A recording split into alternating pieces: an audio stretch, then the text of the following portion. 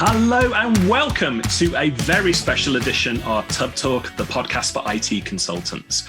In this episode, we're going to be talking about how to do awesome live streams and virtual events. So we thought, why not live stream the interview?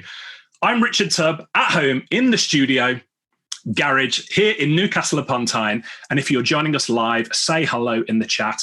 Let us know where in the world you are joining us today. If you're joining us live on YouTube, subscribe and hit the bell to make sure you're the first to know about any new videos in the future. But let's get down to business. Today, I am joined by two experts in the field of live streaming. First of all, we've got Ben Harding, Director of Fresh Productions, the go-to events company for the tech industry who provide everything you need in one place. 23-year-old Ben, the entrepreneur, he's married to the beautiful Caris, and congratulations are in order because Ben and Caris have a beautiful baby boy on the way. Ben, thanks for joining us and congratulations. Thank you. Also joining us today is somebody who is no doubt very familiar to long-time listeners of Tub Talk. Phylip Morgan is a tech entrepreneur with a 30-year track record of business success.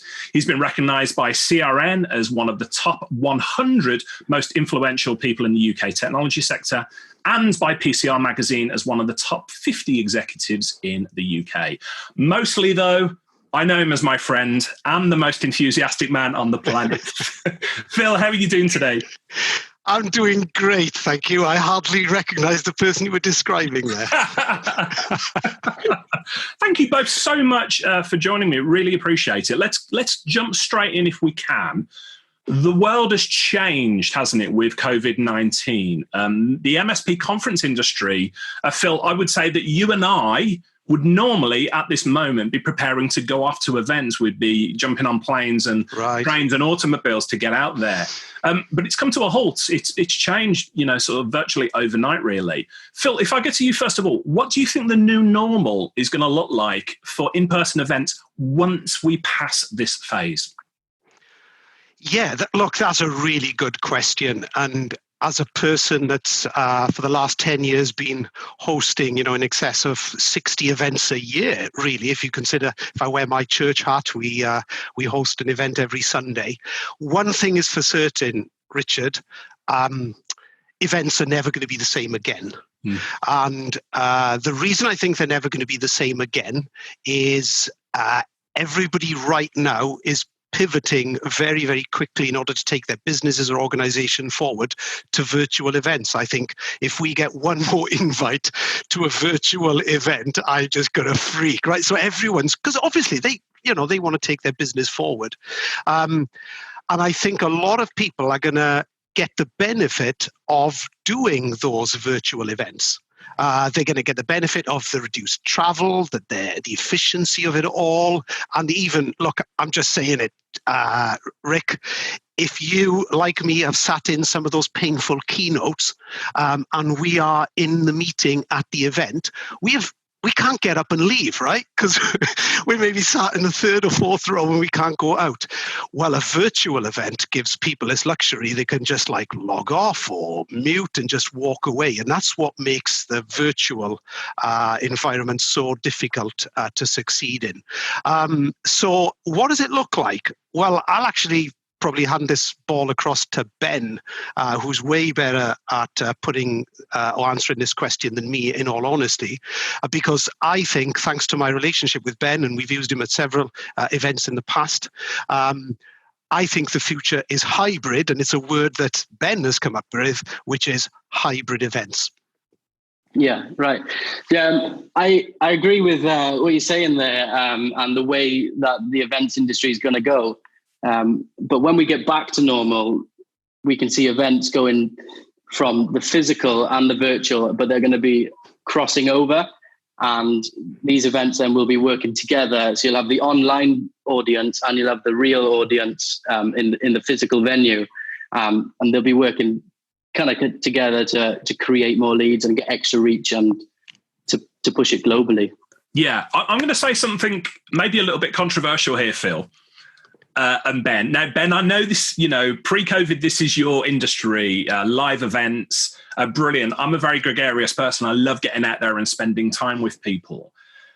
I'd got a bit of event fatigue before COVID-19 hit. There were so many events, so many things going on. I was planes, trains all the time. Phil, I know you were very similar as well, but so few of, especially the tech industry's events, were live streamed. So you either had to go there to see people and to see the presentations, or you missed out.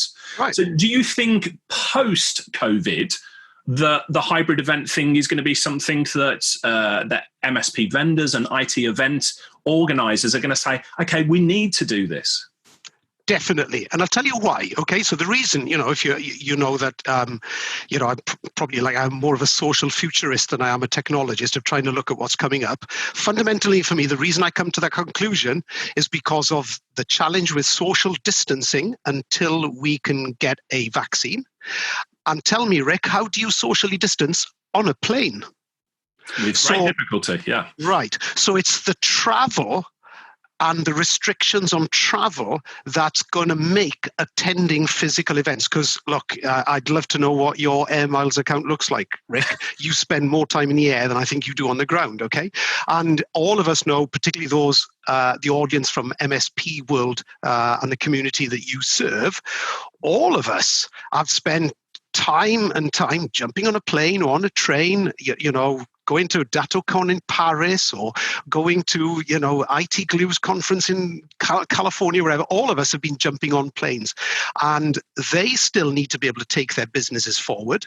The MSPs still want to capture the latest technology that they can implement in their business. So it's a case of there's no choice but to go hybrid in order to allow a wider reach of audience. So maybe people in London might be able to go and attend an event of maybe 50 or 100, but everybody else like me in deepest, darkest West Wales, I'm going to have to do it virtually, which is why I agree with Ben's hybrid comment. And Ben, I want to talk to you. So Fresh Productions, you've really made a splash, hosting some of the tech industry's big events. You were a big part of Continuum Navigate and many other events. Do you see in-person events returning to popularity post-COVID? I think it'll take a long time to recover to how we used to know it. So it could be like you're looking at a year, I think, at the moment, until we can get back to meeting in groups again, because we fall into that category of mass gatherings. But when we do get back to it, I see the popularity, it's going to be the same because there's that person-on-person connection that you can't really have. So you can't go to the bar and have a drink with who you want to speak to. And those opportunities, you can't really do that online. But what going back to what Phil was saying with going hybrid, and you being fatigued from loads of different events, it gives you the flexibility then to choose which ones you want to be at in the real life. And you could still attend those events then online by going through the virtual lobbies and virtual conference rooms and exhibitions. Yeah. I'm actually looking forward to, the idea that this is going to almost force, I don't know if force is the right word, but compel the tech industry to level up a little bit here. Right. And to start offering events, virtual events as well. Because as Ben says, Phil, it's not just a case of, at the moment, we can't attend events. It's just not possible. But pretty soon, real soon, there's going to be events running again. You and I both know that's going to be the case. Right. Some of us are not going to want to. And then some of us, in the case of me, fatigued maybe of events, we're going to choose not to be involved. So how quickly do you think the tech industry is going to adapt to this new normal of hybrid events? I think it's going to respond very, very quickly. In fact, I think every industry is going to respond very, very quickly. Okay. This is the ultimate stress test, I believe, Rick. What I mean when I say that, we use this term for the banking industry. And let's talk about the cataclysmic change that took place in banking in 08, 09 that resulted in today the majority of small business owners and big business companies and corporations accessing finance in a different way. It gave birth to crowdfunding. It gave birth to so many other ways, venture capital and private equity. They took off because they stepped into a gap that traditional banking left. And the same thing is going to happen here again. So there are going to be people that will take the pressure that they're under right now and will pivot, and they will take advantage of the situation. They will be first to put together, see what's happened already. You and I have had so many invites to virtual events, but virtualizing every aspect of it, and specifically the piece that interests me in why we lean into fresh productions in the aspects of businesses that I'm involved in, is the fact that it's not just the seminar and webinar piece, it's not just the expo piece, but also the networking piece that can be delivered on a virtual expo or a virtual event platform, the likes of which Fresh Productions can provide. Yeah. Let's talk a little bit more about what a good live event looks like. But before we do, if you've just joined us for this very special live edition of Tub Talk, then I'm joined today by Ben Harding of Fresh Productions and tech entrepreneur Phil Morgan. Just to let you know, you can ask your questions of Ben and Phil via the comments. Just leave a comment for us. I'll be sharing your toughest questions with both of them very, very shortly. So get those comments coming in. Ben, I'm going to turn to you, though, next. You're the expert in this area. What does a good virtual event look like? Phil's touched on some of the elements of it, but for you, what does a good virtual event look like? Yeah. Just like any event, really, all events need really good planning and careful planning, down to the goals that you need to set and the budget, the team that you need. So all of that still needs to happen in a virtual event. But with it being online, you need to increase your engagement. So you need to keep your attendees more engaged than you would at a real event. And it needs to be user-friendly.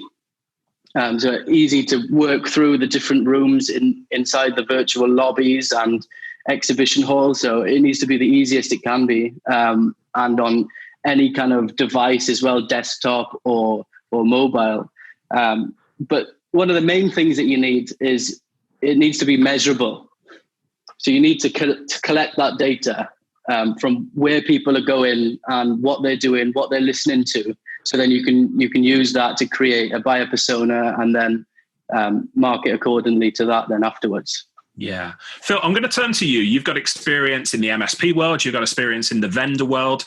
I'm thinking of hybrid events, and Ben's already touched upon it's got to be measurable. So vendors are going to want to see a return on this investment, and we'll perhaps talk about cost in a little bit, investment costs. I'm thinking one of the things that vendors get a great kick out of when they go to live events is they have a booth, they have flyers, they have a PC or a Mac that they can demonstrate their product on. How can you replicate that for hybrid events? How can you replicate that? And before you answer, I just want to give an example. I spoke to a vendor just this week, and I won't share who it is, but they said they were doing a hybrid event with booths. And they said it was a nightmare because they could see a little number for their virtual booth with like 22 people queuing to have a conversation with them. And there's got to be a better way. Phil, what would that better way look like? Okay, so maybe once again, I'm going to pivot to Ben in a moment and have him, kind of maybe talk about some of the huge investments that Fresh have made in order to create a platform that works for that. But primarily, okay, let me put my MSP hat on for a minute, and let me also put my vendor hat on, okay? At the end of the day, we are all as both MSPs and vendors wanting to provide solutions to end users. So the people that have got their staff on furlough right now, from, double glazing companies through to manufacturing companies, car dealerships, etc. We serve collectively with our cybersecurity solutions or our SaaS solutions and all of what we provide as vendors, or MSPs, that we are the trusted advisor providing those platforms to those end users, right? So for us to be successful, we've got to be successful together. So as a vendor, I have got to serve the MSP, and as an MSP, he serves the end user customer, right? If you don't serve the customer's dead. But in our industry, there's been a famine, if I could call it, of a lack of delivering outstanding customer experiences.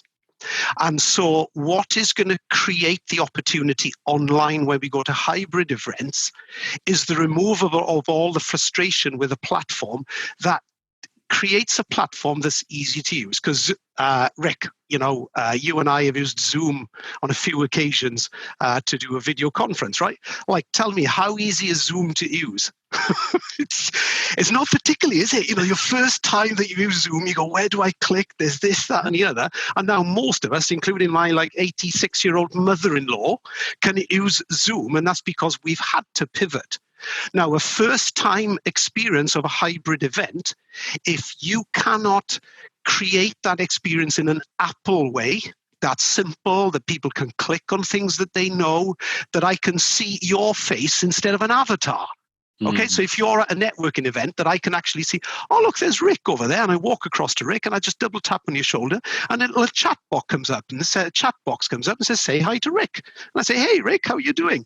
And then you're on the other end of that virtual experience. Yours comes up and you say, hey, I'm busy at the moment in a conversation. Can I catch you in 10? Yeah, sure, right? But we're all doing this from the comfort of our own home or our office or wherever we are. So the experience to make this successful for every party involved, it's the customer experience while they're in the event, hybrid or physical, is the key. Ben? Yeah. Actually, Ben, I want to jump in and ask you something here, if we can just add to what Phil has said, because for me, it feels like we don't just want to replicate the old experience, the in-person experience, to the virtual environment.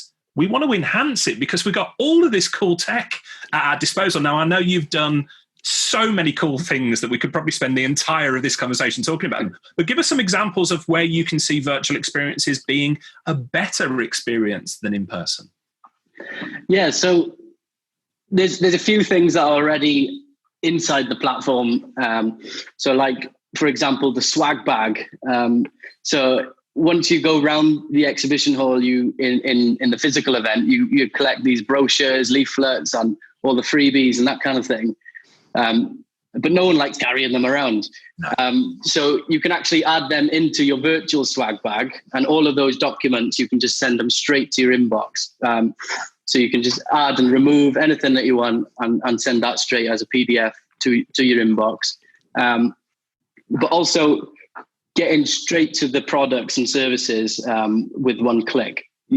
When you're at an exhibition and you're talking about a certain service or product, you can't just pause game a second and let's go and have a read about that.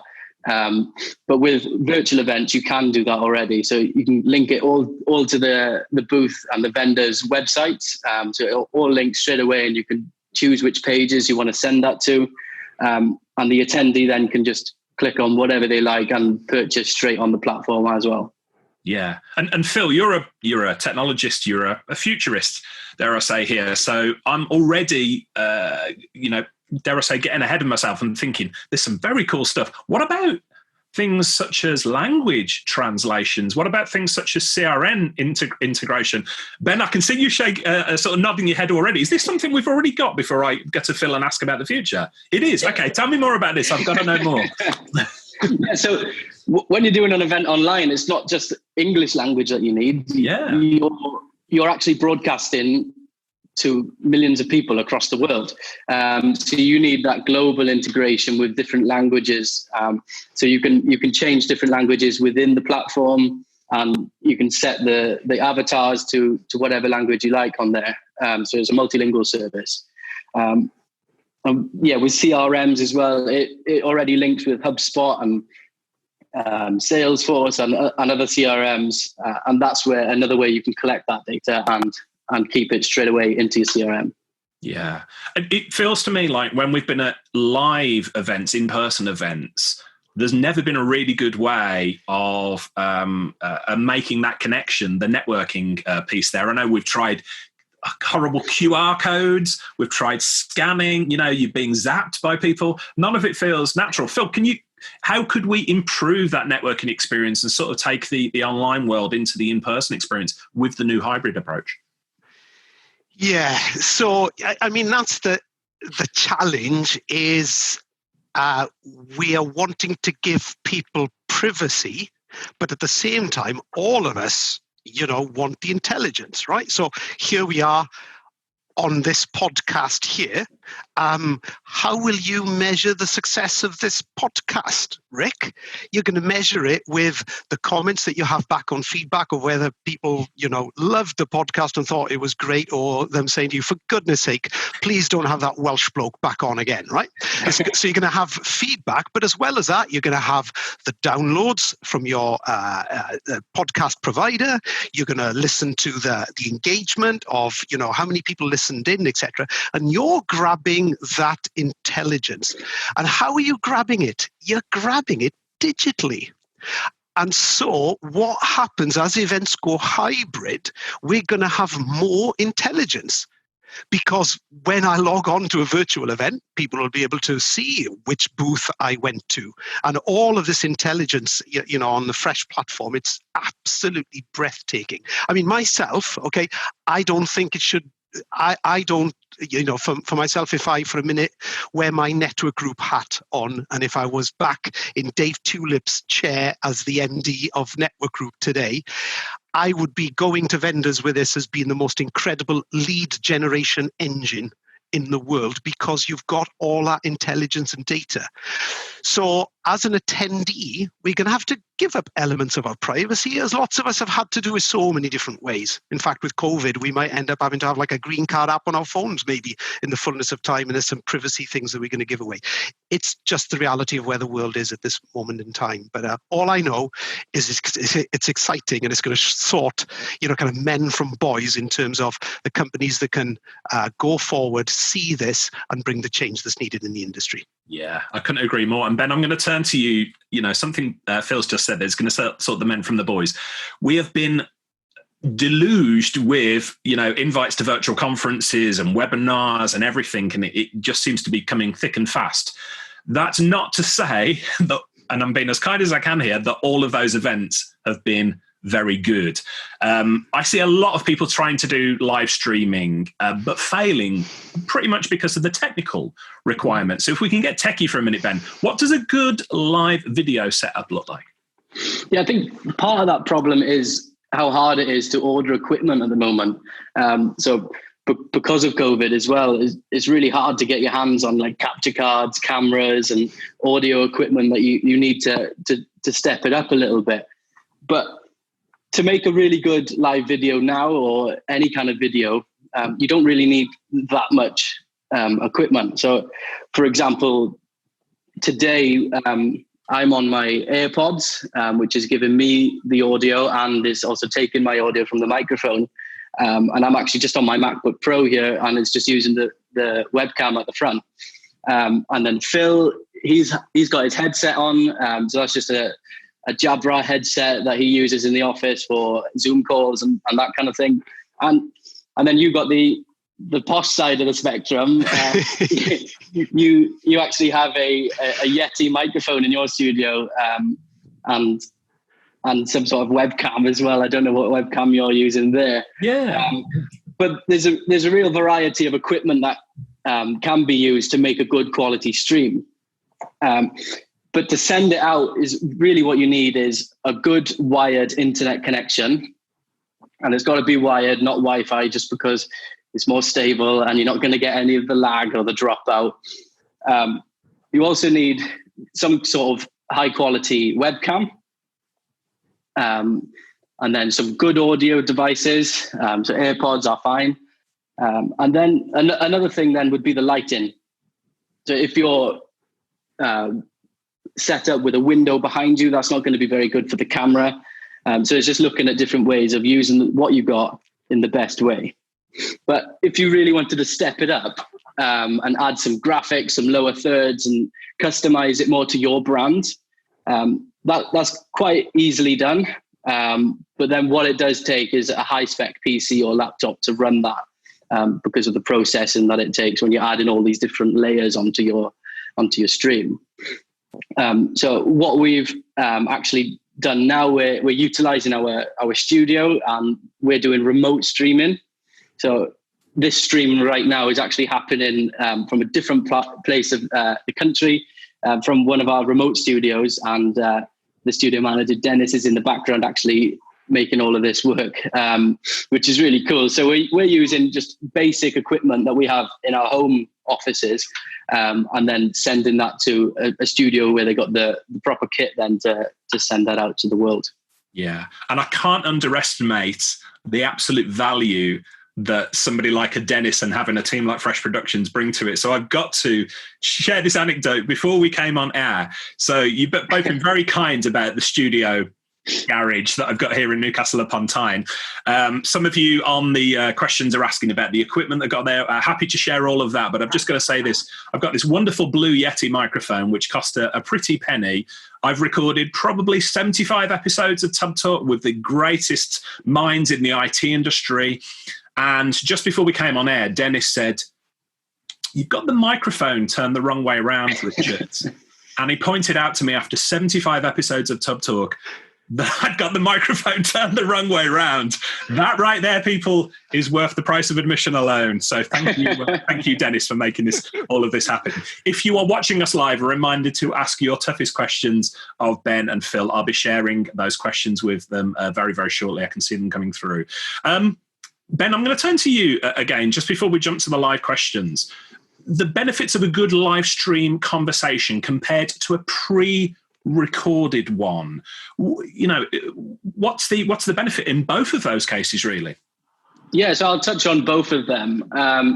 With a live stream like we're getting now, is when you want to do the Q&A, you can have that real-time engagement with your followers or your fans or the viewers that are watching. So you get that real-time engagement, which kind of makes everyone feel that they're in the same room. So when those questions are coming in and you directly answer that question, it makes you feel good because you're actually speaking to someone, and it makes them feel good because they're getting listened to as well. So that's one of the main benefits of doing a real live one. But if you were to do a simu-live, which is a pre-recorded video, and then you put it out as a live stream so that you can't scrub along and skip to different parts of the video. The benefits of that is you can cut out like different mistakes that you've made, or add lower thirds in on there, so you can have your titles come up at the bottom of the screen. But also, if you're not like confident in front of the camera, this is a great way to kind of get used to it and keep speaking into the lens. And then afterwards, you can do all the post-production and just edit and make it really, really stream-like and get it out live that way. Yeah. Cool. Phil, I'm going to turn to you. So one of the questions that I think is going to be on some people's minds is, how do you get the confidence to just go in front of camera? Because I've seen a shift in the world. Obviously, everybody is doing Zoom calls, remote calls every single day now. And I'm still speaking to some people who are really uncomfortable switching their webcam on for these type of calls. You're a natural at this sort of stuff. How does one acquire the confidence, to be comfortable in front of the camera? Yeah, so can I cover two things on this? One of the things I've observed is the virtual and the physical are clearly two different experiences for the user, but as well as that, they are different for the presenter. I mean, let me ask you before I answer the question in full, Rick. When you did your first kind of live stream, I remember you doing one, I think it was with Mentori. Was that the first one you did with Fiona Chalice? Fiona Chalice and the team at Mentori, yeah. Okay, so explain to me, what did it feel like for you doing that as a presenter in front of all the cameras and all the lights and hang on a second, 3, 2, 1, go, right? What was that experience like for you compared to a typical industry event that you've spoken on 1,000 times before? That's a good question. I think it's a surreal experience the very first time that you do it, because you're not getting any feedback initially. Then, of course, you've got to juggle that with, if you can see the live comments coming in, as I can now, that can be distracting, So if you've been a presenter and you're getting the live comments coming back in, it's a very, very weird thing. But in terms of standing up there in front of a camera and recording it, I much prefer having an audience than to just speaking into the abyss. Right. And I think that's the shift change. So how can we improve on that? So for everybody, and I've got people like Brian Fanzo and Chris Marr to thank for this. You, like myself, attended the CMA live conference that was in Scotland for many a year. And Brian Fanzo says, just hit the damn button, doesn't he? He says, just get out there and do it.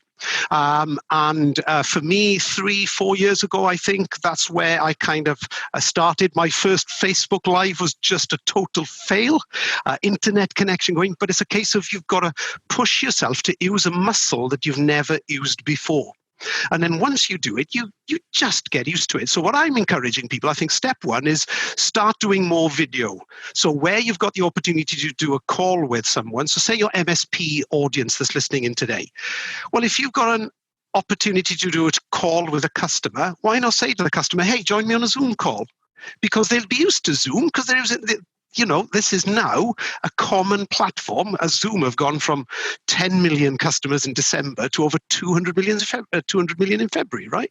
So get used to using this muscle. And probably the biggest one would be, and I confession here, and I'm giving away a top tip here, but most people that have had a birthday greeting from me in the last year have had one via video. Wherever I am in the morning, I grab my phone, I walk out into the garden, and I'll record a quick 1 minute personal video to send someone. And that embarrassment is limited to what? Just me and a personal message to you. But I get better every time I do it. And so it's using that muscle and stretching it. So that's the first part that I would say. And the second part, and I'd be curious to hear your views on this as well, is just because someone's a great MC in the physical does not mean that they will be a great MC in the virtual. So I think there will be new roles for things like, podcast hosts or virtual event hosts that would help facilitate conversations like this. I think that's a new role that we're going to see. The people that are going to win in those spaces are not necessarily the people that are really cool on stage.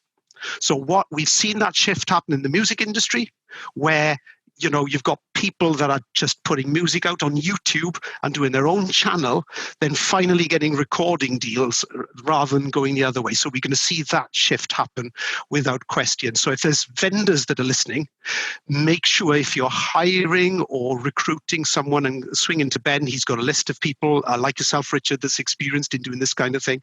I think it's really important in order to give your customers at an event a good experience that you use a professional virtual enabled or hybrid enabled presenter that is used to doing it, because the experience is totally different to just doing something on stage and just handing somebody a mic.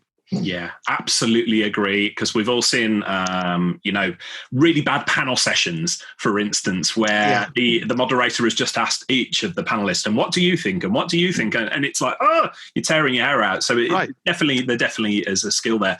To your point, Phil, about getting comfortable about doing the videos, I just want to say I couldn't agree more with the idea of just recording videos for friends and family and getting comfortable with it from that perspective. It really does. And I learned this off the leader of the Tech Tribe, Nigel Moore. Every member of the Tech Tribe who joins, Nigel records a Bonjoro video for them, every single one. So he's done 800 plus at the moment. And I've spoke to him some days and he's just been a machine, just, recording one after the other. The interesting thing is, though, when he started doing that, Nigel shared with me, he was deeply uncomfortable doing video. 800 videos later, it's second nature to him to just do it. And he's got, much better along the way at doing it as well. And also, Richard, the irony of it, now that you're mentioning him, he's one of the people this week, I think, later, that I sent a birthday message to, and I'm halfway through reading his book. Was it Package, Price, Profit? I can't remember which way the 3 Ps go. But yeah, if any MSPs, that's the book. I figure, right, I've been around a bit and I know a load. I was amazed. I'll post on Facebook the message for total transparency. The message that I sent out, the message I sent him was, I was approaching that book with a fair amount of cynicism, thinking, do you know what, I'm going to know most of this stuff.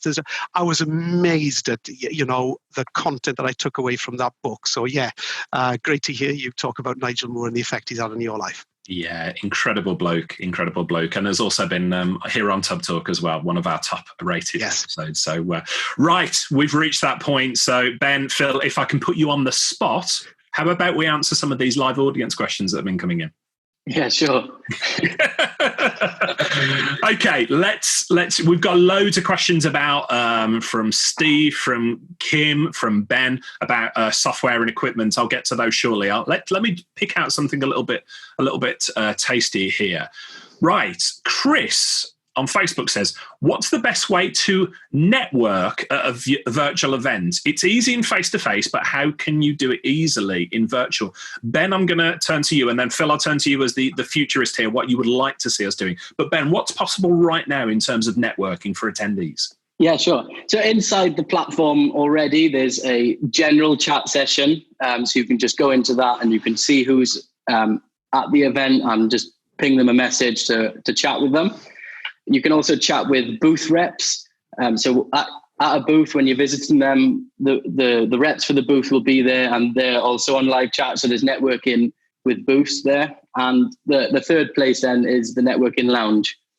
So this is a different room outside of the exhibition room and the auditorium, where you can actually just go to and see who's in the room, chill out, and just have networking conversations with people that are in the room. But within that room as well, you can set like an agenda for the day of which experts could be in the room at that time. So then you can book meetings then with different experts at the event and chat directly with them. Got it. Phil, in the future, what would you like networking to look like at virtual events?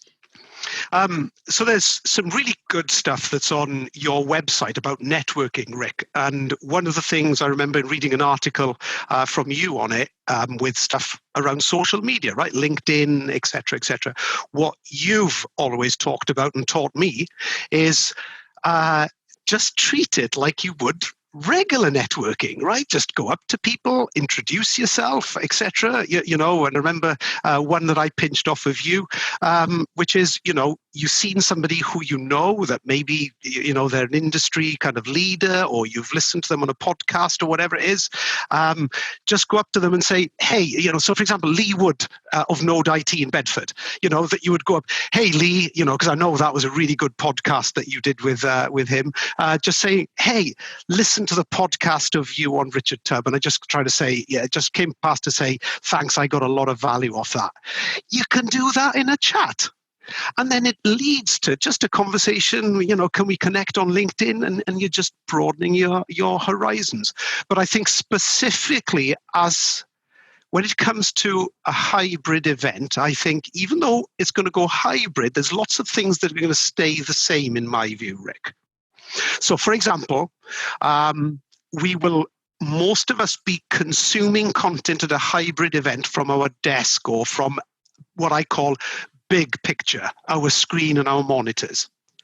But we will still have our mobile phones for all the stuff. So like I would be normally. So I would be listening to a presenter on stage who says a comment, and you and I are big on Twitter, and I tweet out, you know, a comment or a picture or a screenshot of what's going on stage. That's going to happen too. So people are going to take a screenshot of maybe where they are in the office, punch a picture of it and say, hey, I'm listening to this really cool thing. In fact, if you're watching this online now, can I encourage you to network? If you're watching it on any of the platforms with Rick, can you just take a picture of it and shove it out on your social media and just say, I'm listening to this right now, okay? And watch the world come to you. Watch people engage with you and say, hey, what was that? And turn to you. So be a leader and networking in exactly the same way as you would network in person at a hybrid event or in whatever platform that you're using. I love that. And for the benefit of people with flash photography, we've got a pose now for like a 5-second pose for the people at home. Come on, I want you make a pose for me. Smile, wave to the camera. I can't wait to see those pictures on Twitter afterwards, and to see what people do with actually altering those pictures as well. That should be good. Yeah, that should be fun. Right, for those of you watching live, just to remind you, this episode is also being recorded for my Tub Talk podcast. You can subscribe via your favourite podcast app. There's new episodes every Sunday evening, plus every Monday we publish a blog post to Tub Blog with bonus features, including links and the show notes. So anything that Ben, Phil, myself have mentioned, books, people, solutions, tools, we'll include those in the show notes. You can go to the blog on Monday morning and get those. Gentlemen, back to the questions, if I may. Got some really good questions. Keep those questions coming in for Ben and Phil. Get your toughest questions here. Here's one. This is a really good question from Kate, actually. I didn't know the answer to this either until very recently. Ben, you've mentioned lower thirds a lot. What are lower thirds? So lower thirds is what you can see just above there with our name tags. So it's just a video kind of production thing that they call them a lower third. I don't know the reason why, but that's what they're called. Not just me. That's a good question, Kate. Feel free. We have a habit, don't we, Phil, within the tech industry especially. We assume that everybody knows the acronyms and the technology that we're talking about, MSP, right. Not member of Scottish Parliament, it's managed service provider, and all those things. So I think it's really important, actually, to Kate's point here, to not assume that people know, because lots of people actually don't, and I was one of them. So thanks for that question there, Kate. We've got lots of questions around the equipment. So Steve asks, Ben, what software and equipment are you using right now? And he says that piece of equipment in the background looks really expensive. What is that in the background that we can see for the benefit of the live audience? So this is one of our digital audio mixers. So we're recording quite a lot of content in this studio right now over the last few weeks. And so this is just one of the audio mixers that we got. But equipment right now that we're using on this stream, I slightly touched on it earlier. We're just using like a basic webcam, basic audio equipment with me. And then that's going over to Dennis in the studio. And I'm not quite sure what PC he's running there, but he's got a really high spec PC, which is encoding it and then stopping any lag and making sure it's loading properly. And then that's going out to a platform called Restream, which sends it out to every single different channel like Facebook, LinkedIn, YouTube, and so on. Okay, that makes sense. Here's a good question from Darren. To paraphrase his question, have we all made an effort with our backdrops? So, Phil, did you have a good tidy around, or does Cass and Morgan always look that tidy in the background? No. So some of you will be aware that my daughter Caris runs her own company called Biz Engine, and so a big part of what they do is branding. So she creates everything, and I think I spoke about this before, from the way I dress to everything, and she helps me with all of that. So, for example, if I'm behind a white background, put on a black t-shirt, etc. And so, yeah, I get help with all of that because, back to this conversation that we talked about earlier, it's all about the customer. The customer wants a great customer experience. So, it starts with things like join us on Facebook. Well, if I'm not logged onto Facebook and I hate it, why would I go to Facebook? Everybody has their social platform of choice. And so by using Restream, that allows Fresh Productions to shove it out on every platform, and people will consume the content on what platform they are happier with. So all I've got to work hard is to create an environment here. And I didn't want to do a bookcase shot because I think all of us have got fed up of watching bookcase shots. I think with every political person or every interview that's on TV at the moment, always there's a bookcase shot. With the greatest respect to the books that are on your bookcase. Well, thanks, mate. Yeah, especially when it's my books in the background. Yeah. Shameless self-promotion. Along those same lines, Ben, Alan asked the question about virtual backdrops for Zoom. So we've seen Zoom and we've seen companies like Marvel, DC, Disney, they're producing these virtual backdrops. I think some of them look very, very cool. Others, not so much. What's your thoughts on virtual backdrops for Zoom calls? I think when the opportunity's there and it's the right time to use them, I think they're brilliant to, like, if you're working from your dining room and you've got all the kitchen in the background with the dirty dishes, it's much easier than just to click that and hide everything. So it minimizes distraction. And what you don't want is, when you're trying to increase the engagement online, you don't want people getting distracted with different things that they're looking at. Oh, what does that poster say? Like that kind of thing. You want them listening to you. So yeah, I think they're great for when they're needed. But if you can create a real background with a few plants or uplighters or candles, anything like that, I prefer an authentic one. Yeah. Yeah. We got a question from Kim. It's actually, she was asking me, what does the studio setup look like? The studio garage setup, I should say. So I've got, there's a building we've had built just outside on a bit of land behind the house, Kim. And just off camera, I've got my retro computer museum here. So it's a real professional setup. There's Amigas, there's Xboxes and all sorts of things. But in terms of the equipment, I've got a Blue Yeti microphone and I've got it on an anti-shock stand and arm. And there's what's called a pop filter over the front of it. And that cuts out on noise. Then I've got two, it's just a normal PC, a more high-spec PC, a HD webcam from Logitech, that we're using as well. And then I've got dual monitors, Kim. So as well as being able to see the conversation with Phil and Ben, I can also see the questions and things coming in on another monitor. So that's what it looks like here. But I'm really loving Ben and Phil's setup there, because look at the lighting and that. It's brilliant, isn't it? And the plants in the background. I'm going to fill the studio up with. And to be clear on my setup, I'm similar to you. I'm actually, so for the people that are watching online at this moment in time, I'm standing, but I'm standing at my stand-down sit-up desk, right? I've got my keyboard here. I've got everything. All I've done is drop back to it, and there's a table that Caris dropped in lunchtime, and then this plant appeared from nowhere. But this is actually my office. If I was to turn it around here, you would see all the kind of regular mess that's in a typical office of an entrepreneur. And I am using a Jabra Evolve 75. I've got to thank Oscar at Continuum for introducing me to this. And the reason I went for this headset, it's both Bluetooth and double device.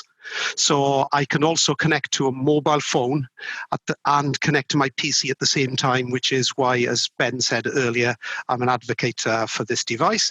I'm just using a typical kind of i7 Dell PC with double monitor setup, and I'm on a Logitech C920. Is it, Ben, that I'm using? C920, right, I think it is. Yeah, it's the same webcam I'm using, Phil. Yeah, it's a great model. Yeah, great webcam. Yeah, cool. And I should give an insight as well. So Phil said he's got his sitting desk. So I said to him just before we went on air, have you got any hard stops on this when you want the interview to finish? He said, no. He said, the only difference is I'm standing, so my little legs will get tired at some point. So for the second 90-minute portion of our interview,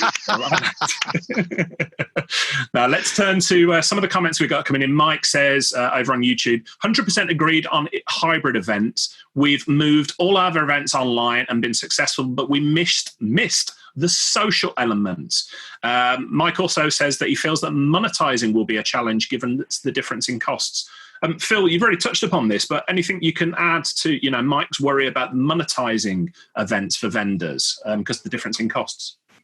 Okay, so I would say there's three things that are really important here to an online event that you don't necessarily need to do with an in-person event. Okay, so at an in-person event, someone is heavily invested. They've had to rule the time out in their diary, and they have invariably had to jump on a train and travel, get up early, etc. So they are invested financially, emotionally, physically. There's a big investment for someone, even if someone says, I just do a lunch and learn. Like, to get somebody to a lunch and learn event, if they've made it to a lunch and learn event at an MSP, if you want to talk to them about cybersecurity or something, like, that's a huge win. I remember at Continuum, people saying, I've invited in, I've only got 20 coming to a lunch and learn. I'm thinking, that's a huge result. Okay. Now, online, you don't have that luxury. So people are not bought in because, like, right now, people can just click off. Oh, it's Phil Morgan speaking again. Adios. He's gone, right? So the three elements to make an online virtual or hybrid event work is we have got to communicate early on the pre-event piece. What's your agenda look like? Who is speaking and why? Why would they attend the event? As Gavin Bell teaches us all, talk about, the benefits, not the features. Talk about why, you should be in events so that you can learn, so that you can be better at doing this. He says, use this phrase, so that. Why should you attend the event? I should attend so that. So learn to kind of communicate in that way with your reasons to attend. Deliver an awesome customer experience. And then when you've done those first two stages, what Ben talks about a lot, he says, that's the starting gun, not the finishing tape.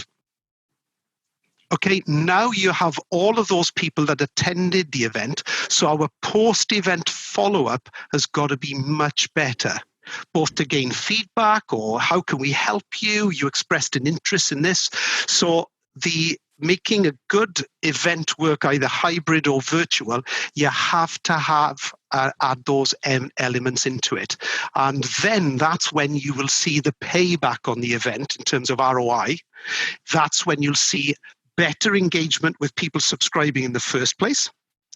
You'll also have better engagement during the event.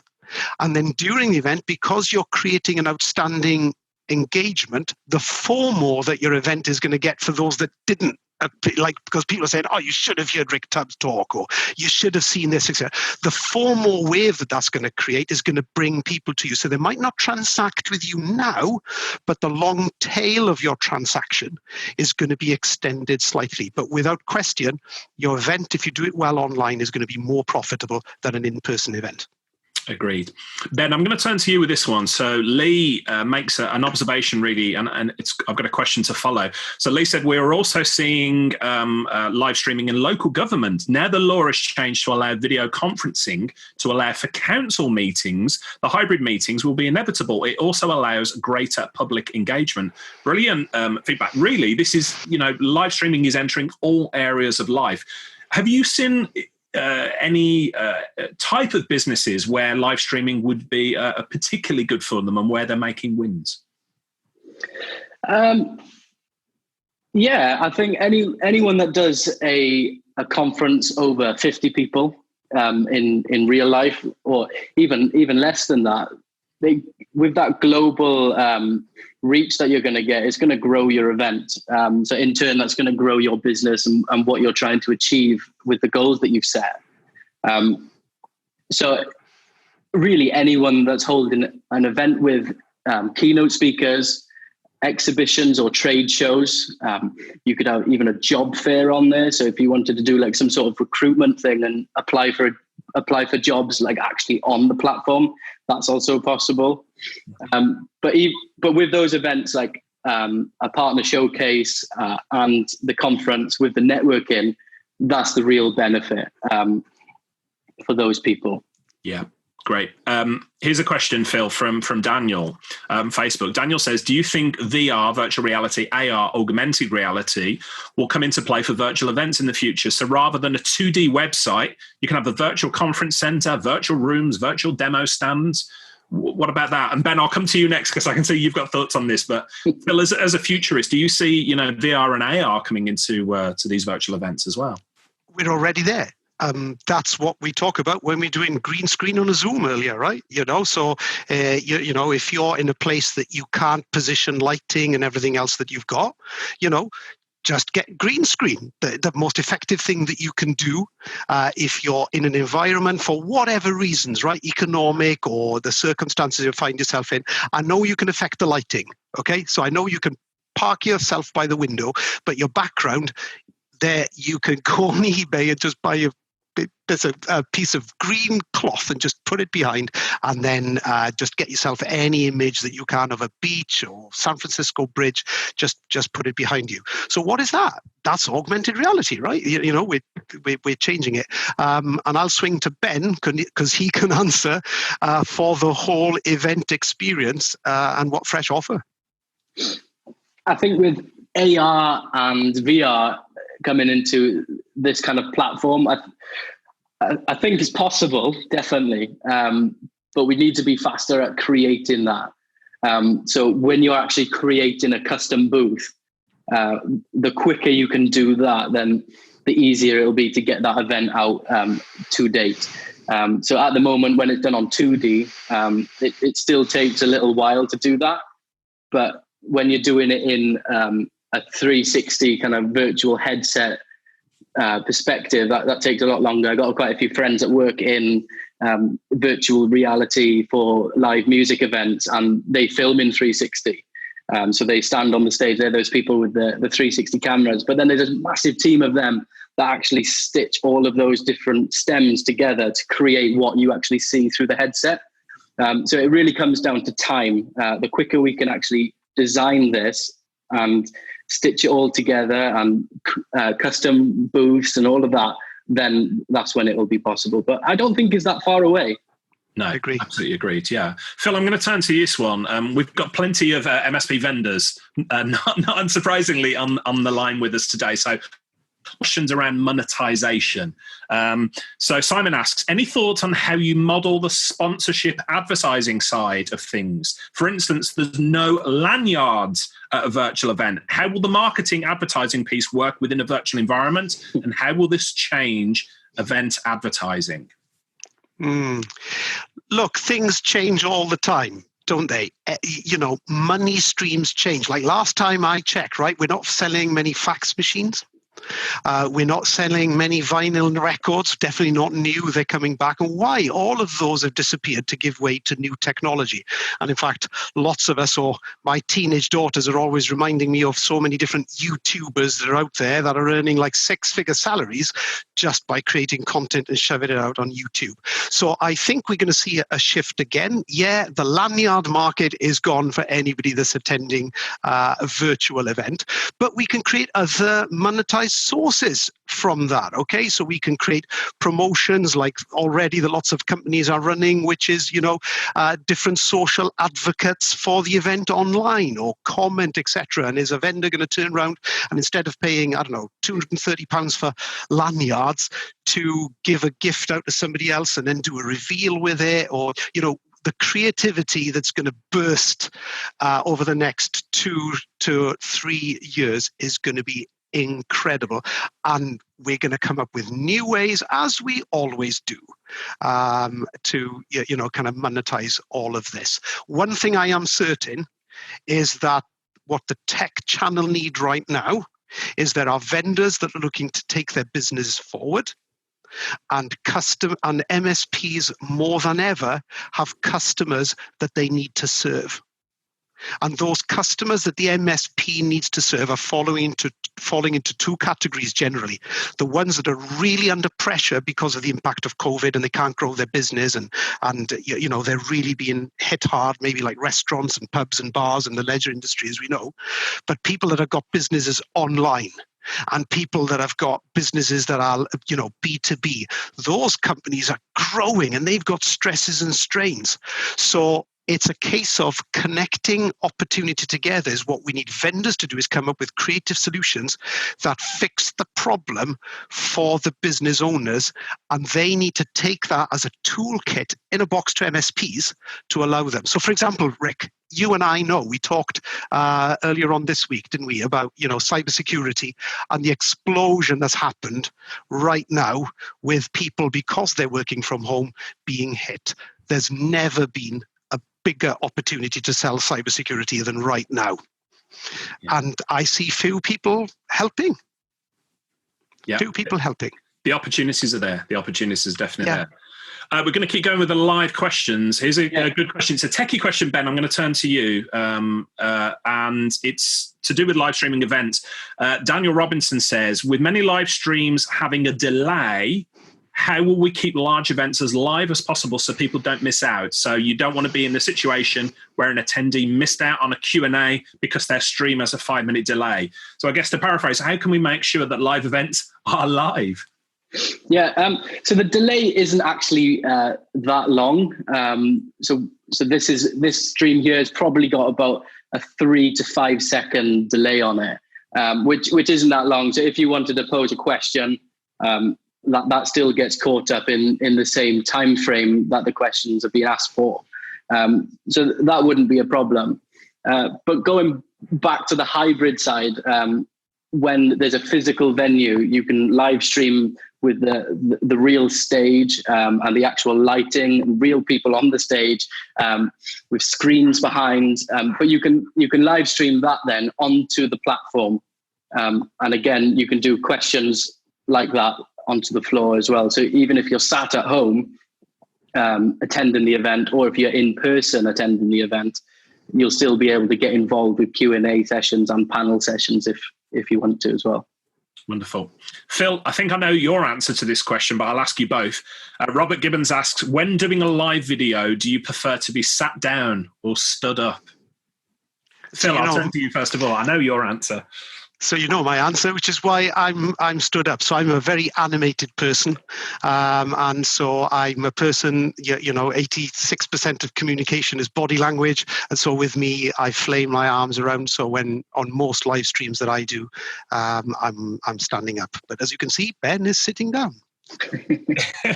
Yeah, Robert, I'm sat down as well. The reason being, I actually use a standing sitting desk most of the time, but I found when I'm on camera, I just get carried away in the moment and I'm bouncing around all over the place, and it doesn't make for very good video. So I'm actually sat down at the moment. So, right. I think I'm looking at the time. You've both given super generously of your time today. Thanks so much. I think we've got time for one last question. So if you're watching live, if you've got any burning questions, send them in now. We've got a follow-up question, actually, Phil, if I'll turn to you as your futurist hat on, to do with the idea of virtual networking avatars. And so Chris asked the question, how do you know who other people are when using avatars? Because not everyone has an avatar that actually looks like them. So was it Chris that asked that question? Chris asked that question, yeah. Okay, so futurist Phil predicts the death of the avatar. Oh, tell us more. And the reason I predict that is because we're going to be in a hybrid world, we're going to want to be able to identify people. So, if I've got a Viking hat on because that's my avatar, I'm pretty sure I'm not going to attend a event in central London with my Viking hat on, unless, of course, I'm attending a Norse-like event that calls for me to do that. So I think a lot of us, we know from social and what you've done with work on headshots, Rick, we are all having to move to have professional photographs done, get professional headshots done in order to move our businesses forward. And I think what we're going to see is for our online personas, that is going to come into play too. I mean, and the reason I'm saying that is because people despise bots and they despise avatars. I want to know I'm talking to Richard Tubb if I'm speaking to Richard Tubb online, right? I don't want to speak to Richard Tubb's bot. So I think it's that pressure or that tension as we go hybrid is going to come to the fore, and you're going to see lots more people that will be a lot more comfortable to when they're putting on their profile for the hybrid event, that they will just put their regular, lovely picture of them up onto the event. So I think avatars will die. Cool. You heard it here first. The great thing about those futurist comments, of course, if you're right, people will quote you on that and say, well, right. Phil did it.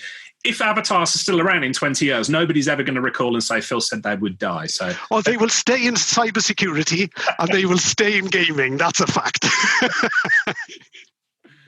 Cool.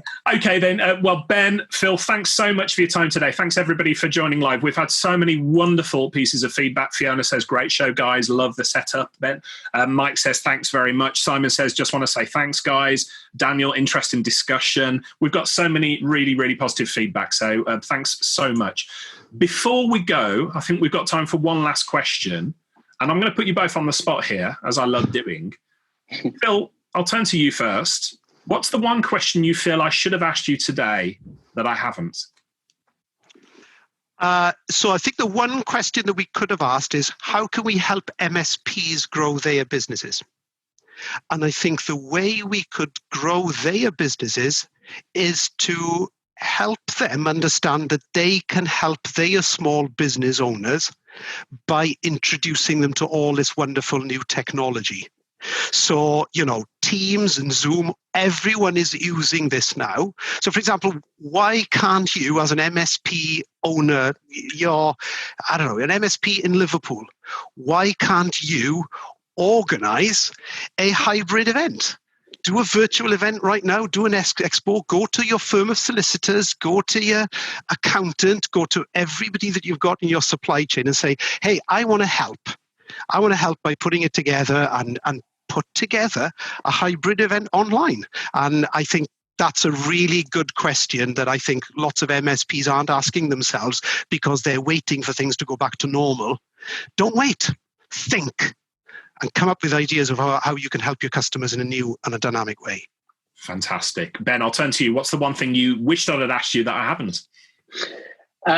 Thinking about it now is the question, how much does it cost? So this will be run into a lot of people's heads at the moment. Is how much does this platform cost? But really, in relation to a physical event, the online platform is really a lot cheaper than a physical event, and it's a lot easier for your attendees. So you don't have to have the venue costs, you don't need the production costs and that kind of thing, but you're getting this global reach. So yeah, I not as expensive as you think. Because this entire conversation was born out of the fact that I've had so many MSP vendors ask me in the past 2-3 weeks, we need help with virtual experiences, virtual conferences. What can you recommend? I said, well, I'm not the expert in here. Let me point you towards somebody who is the expert. So thanks so much, guys, for joining today. Phil, as always, you've given some great insights into what the future should look like. Ben, you're absolutely the experts, as I think in live events, as I think today's event has proven. I've just rocked up, talked to you two, and everything has just worked, and that's exactly what people want from live streaming events. So thanks so much. Just before we go, if anybody wants to continue the conversation, if perhaps we've missed any of the questions they've asked online, how can people find you online? Where's the best place to continue the conversation? Ben, if I turn to you first of all. Yeah, so I'm on LinkedIn. You'll find me as Ben Hardin, or you can find me through freshproductions.co.uk. Drop a message in there and one of us will get back to you on that. Cool. Phil, you're not a hard man to find online, but where do you want people to come and continue the conversation with you? Just search for Phylip Morgan online. I'm blessed to have a Welsh spelt first name. So just hit me on Google, Phylip Morgan. I'm the first person that hops up there. Just pick a channel that you're happy with and I'll respond to you. Wonderful. Well, thank you both again for joining today. Really, really appreciate it. This has been a whole lot of fun. Thanks for everybody who has dialed in. Shows how old-fashioned I am. I've just said thanks for everybody who's dialed in. I'm straight out of the 1980s with that quote. Thanks for everybody who's joined and asked questions on the live stream. As I mentioned earlier, this episode, this entire recording has been recorded for the Tub Talk podcast, which goes out every Sunday evening for the IT industry, for managed service providers. This episode will go live there on a Sunday as well. So that concludes today's session. Thanks all for joining, and we'll look forward to seeing you on the next Tub Talk. Hey folks, Richard here. Thanks for listening today. I know you've got a ton of options for who you listen to nowadays, so I really appreciate your support. Do you have any feedback on this episode? Ideas for future guests? Tweet me at Tublog using the hashtag TubTalk. I respond to every tweet and really appreciate your feedback.